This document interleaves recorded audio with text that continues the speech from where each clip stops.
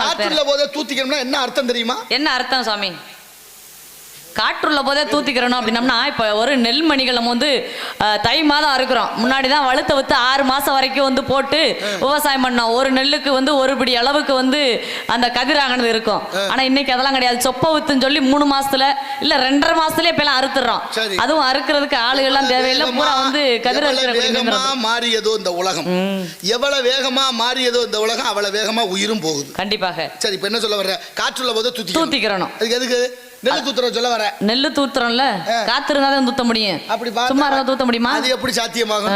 காத்தே இல்லைன்னா சொலகால வீசின காலம் இருக்கு. சொலகால வீசுனது அந்த காலம். அப்படி இருந்தும் இயற்கை காத்து வரதானே இருந்துச்சு. இன்னைக்கு இயற்கை காத்து இல்லாம எத்தனையோ மக்கள் ஏசிலையும் ஃபேன்ல இருக்காங்களே. இல்ல அதையும் விட்டு இப்ப வண்டியை வயலுக்குள்ள விட்டா நெல்லு தனியா குப்பை தனியா வந்துருது. அப்ப அதுக்கு அந்த காத்து இயந்திர காத்து வருது. இயந்திர காத்து வருது. சொல்லல காற்றுள்ள போது தூத்திக்கணும்னா இந்த உடம்புல உள்ள காத்து காயமே இது பொய்யடா, காற்றடைத்த பையடா, மாயனார் குயவனார் செய்த மண்ணும் பாண்டம் ஓடடா.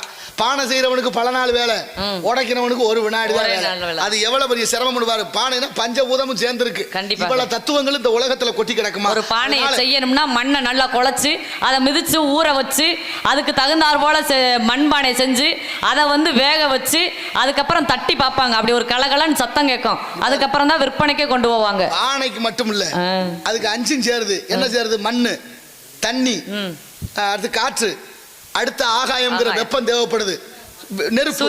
இந்த 5 சேர்ந்தா நீர், நிலம், நெருப்பு, காற்று, ஆகாயம். நெருப்பு மட்டும்தான் தனித்துவம். நெருப்புக்குள்ள ஒரு பொருள் விழுந்தா நெருப்பாவே மாறும். ஆமா.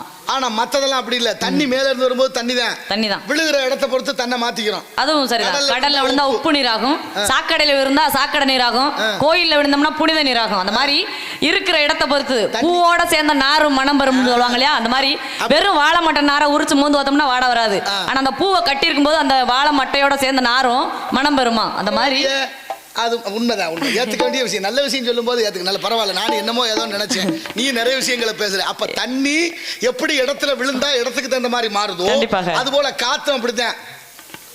தெற்கே இருந்து வந்தா தென்றல், வடக்கே இருந்து வந்தா வாடை.